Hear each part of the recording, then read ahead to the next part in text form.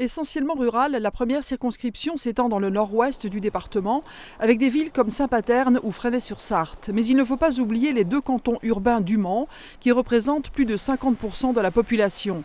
La première circonscription a toujours attiré les politiques.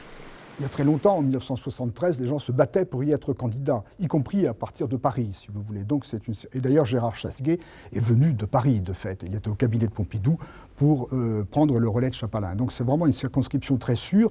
Elle a été redécoupée, elle est devenue moins au fil du temps, mais elle est restée, j'allais dire, jusqu'à l'élection de François Hollande, une circonscription très très sûre pour la droite. Une assurance donc pour Fabienne Labrette-Ménager, députée sortante UMP, élue pour la première fois en 2007 et qui à nouveau aura pour adversaire Françoise Dubois du Parti socialiste.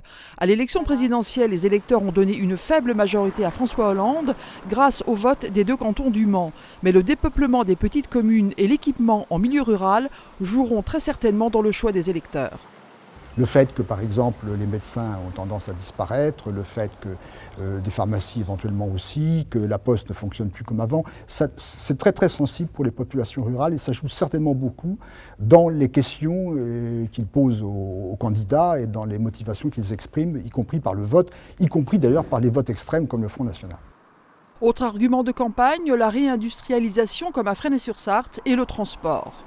Les autres candidats de la première circonscription sont Catherine Gouillet, Europe Écologie Les Verts, Ambre Combe du NPA, Jean-François Legras, Front National, Isabelle Aurin, Mouvement pour la France, Gérard Couvert, Debout la République, Sylvie Maillet, Lutte ouvrière, Guy Robert, le Centre pour la France, Thierry Samin, Front de gauche, Jean-Louis Fontaine, Alliance Écologie Indépendant.